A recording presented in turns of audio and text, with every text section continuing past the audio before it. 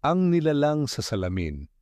Si Clara at ang kanyang pamilya ay bagong lipat sa isang lumang bahay sa isang liblib na baryo.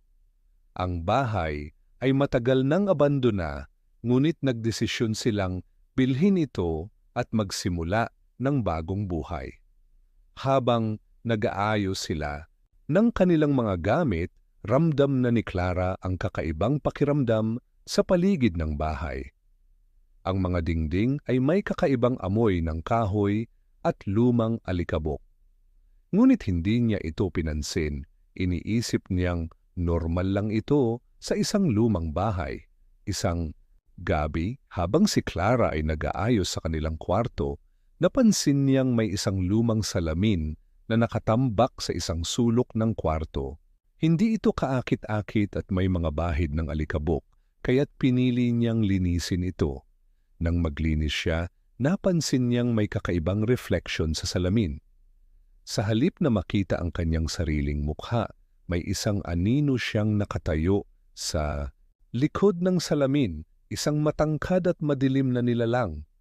Dali-daling tumalikod si Clara at nang lumingon siya, wala na ang nilalang.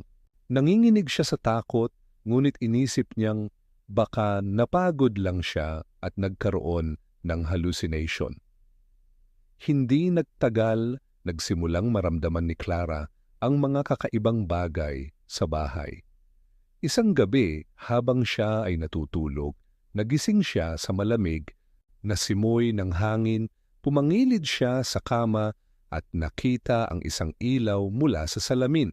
Tumingin siya at napansin niyang ang kanyang refleksyon sa salamin ay hindi siya. Ang nilalang mula sa salamin ay nakatayo sa likod niya. Ang mga mata nito ay naglalabas ng malamlam na liwanag. Clara. Narinig niyang bumangon mula sa salamin. Ang boses ay malalim at malamig, parang galing sa ibang dimensyon. Tumayo siya mula sa kama at lumapit sa salamin, ngunit bago siya makalapit, naramdaman niyang may malamig na hangin na humaplos sa kanyang mukha. Lumingon siya at wala siyang nakitang tao sa kwarto. Ang mga kaganapan sa bahay ay naging mas masalimuot. Isang gabi, habang ang buong pamilya ay natutulog, narinig ni Clara ang mga kaluskos mula sa hagdan. Pagtingin niya sa sala, nakita niyang may mga paa na naglalakad sa sahig pero wala siyang makita. Isang malamig na hangin ang dumaan at naramdaman niyang parang may isang nilalang na nakatayo malapit sa kanya. Tinutukan ni Clara ang bawat sulok ng bahay, ngunit hindi siya makakita ng kahit anong nilalang. Sa kabila ng mga kakaibang pangyayari, pinili ni Clara na ituloy pa rin ang kanilang pamumuhay sa bahay. Ngunit isang gabi, habang natutulog siya, narinig niya ang isang malakas na tunog mula sa salamin. Lumapit siya at sa kanyang pagkabigla, nakita niyang lumalabas ang nilalang mula sa salamin. Isang matangkad na nilalang na may malalalim na mata at isang ngisi na hindi kayang ipaliwanag. Tumakbo siya palayo, ngunit sa bawat hakbang na ginagawa niya, mas nararamdaman niyang papalapit. Ang nilalang, isang araw nagpasya si Clara na magtanong sa isang lokal na albularyo tungkol sa bahay. Ayon sa albularyo, ang bahay na kanilang tinutuluyan ay isang lugar ng mga espiritu na matagal nang naipit sa mundong ito. Ang salamin, ayon sa albularyo, ay isang uri ng portal na ginagamit ng mga nilalang mula sa ibang dimensyon upang makapunta sa mundo ng mga buhay. Ang nilalang sa salamin ay isang malupit na espiritu na matagal nang nag-aabang sa mga bagong residente na dumating sa bahay. Walang ibang paraan upang mapalaya ang kanilang pamilya kundi ang isara ang portal at alisin ang nilalang. Ngunit, ayon sa albularyo, ang tanging paraan upang magawa ito ay ang mag-alay ng kaluluwa ng isang buhay na tao. Sa gabing iyon, habang natutulog ang buong pamilya, Naglakad si Clara patungo sa salamin.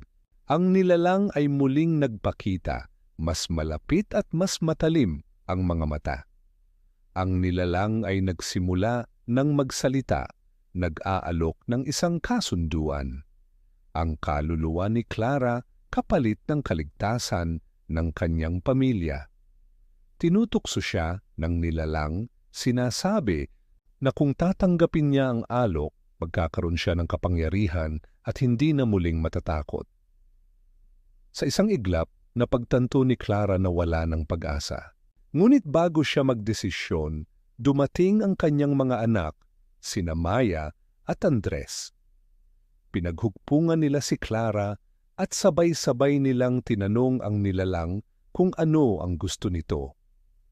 Ang nilalang na walang magawa sa harap ng kanilang tapang ay huminto at muling bumalik sa salamin na parang nawalan ng lakas.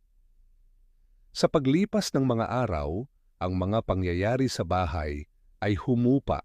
Ang pamilya ni Clara ay nakaligtas at nagsimula ng isang bagong buhay sa ibang lugar. Ngunit mula noon, hindi na nila muling inisip na magbalik sa lugar na iyon. Sa tuwing tinitingnan ni Clara ang mga lumang litrato ng bahay, may isang hindi malilimutang alaala na bumangon sa kanyang isipan, ang malamig na boses mula sa salamin at ang nilalang na naghintay sa likod nito. Ang takot ay nawala, ngunit ang mga tanong tungkol sa mga nilalang mula sa ibang mundo ay mananatili sa kanyang puso. Ang hindi matapos-tapos na kwento ng salamin at ng nilalang na nag-aabang sa likod nito